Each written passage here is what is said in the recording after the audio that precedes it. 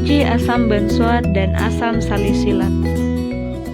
Assalamualaikum warahmatullahi wabarakatuh. Perkenalkan, nama saya Yolanda Mampah, NIM K0211911018 dari Prodi Ilmu Gizi Fakultas Kesehatan Masyarakat Universitas Hasanuddin.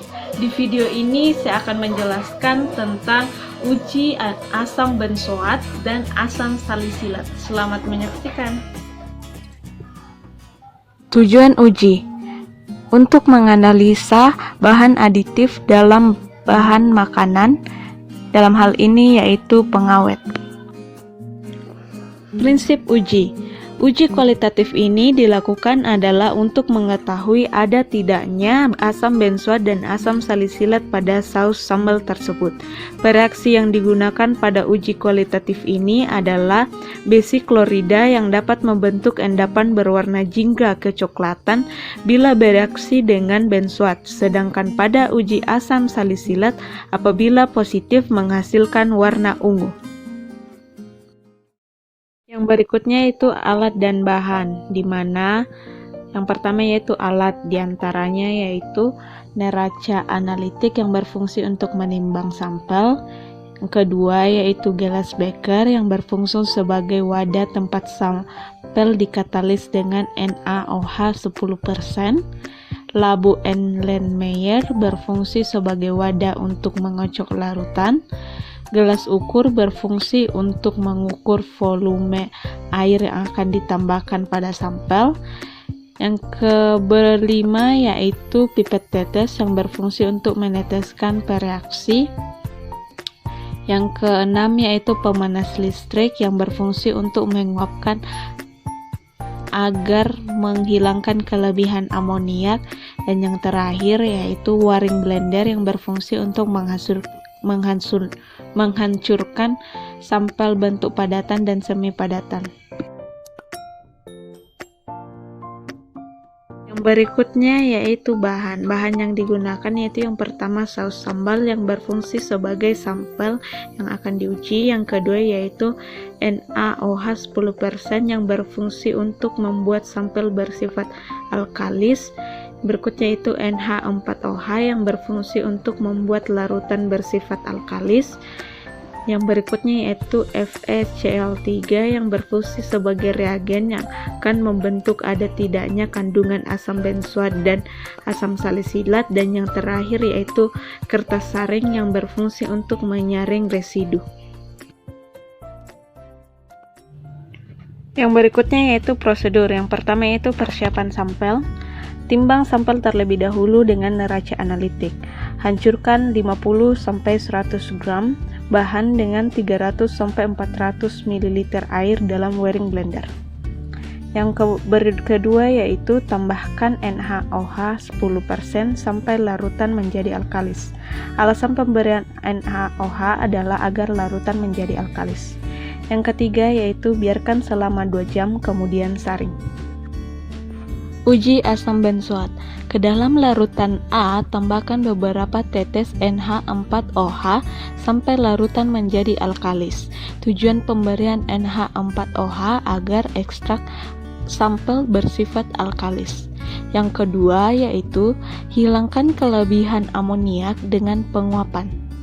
Berikutnya, larutkan kembali residu dengan air panas dan saring.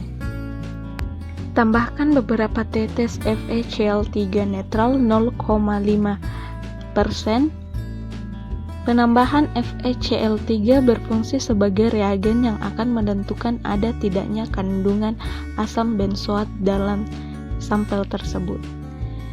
Terbentuknya endapan peribenzoat yang berwarna salmon menunjukkan adanya asam benzoat.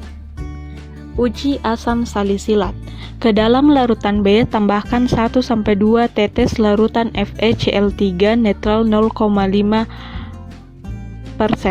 Penambahan FeCl3 berfungsi sebagai reagen yang akan menentukan ada tidaknya kandungan asam salisilat.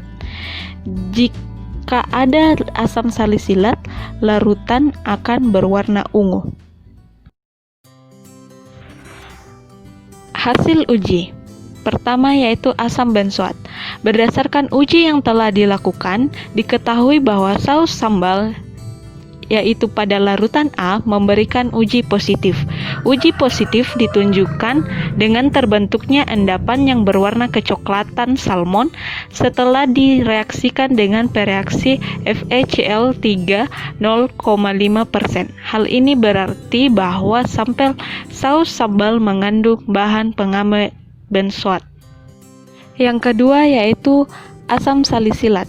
Berdasarkan uji yang dilakukan, diketahui bahwa saus sambal pada larutan B memberikan uji positif. Uji positif ditunjukkan dengan terbentuknya warna ungu setelah direaksikan dengan pereaksi FeCl3 0,5%.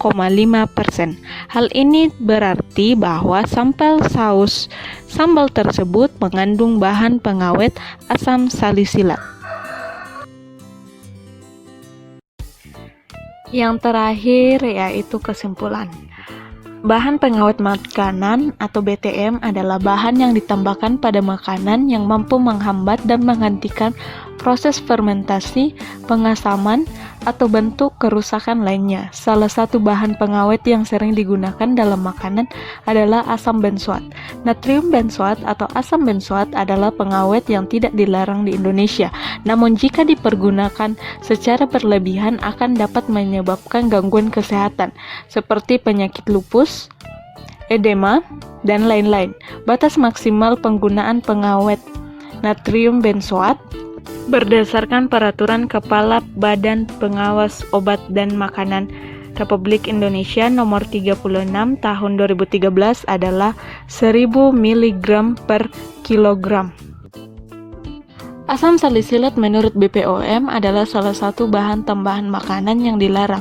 Asam salisilat dilarang digunakan sebagai bahan pengawet makanan di Indonesia karena asam salisilat memiliki iritasi kuat ketika terhirup atau tertelan. Bahkan ketika ditambah air, asam salisilat tetap memberikan gangguan kesehatan pada tubuh karena dapat menyebabkan nyeri, mual, dan muntah jika tertelan. Sekian yang dapat saya jelaskan tentang uji asam benzoat dan asam salisilat. Berikut adalah referensi yang saya gunakan dalam uji asam benzoat dan salisilat. Terima kasih.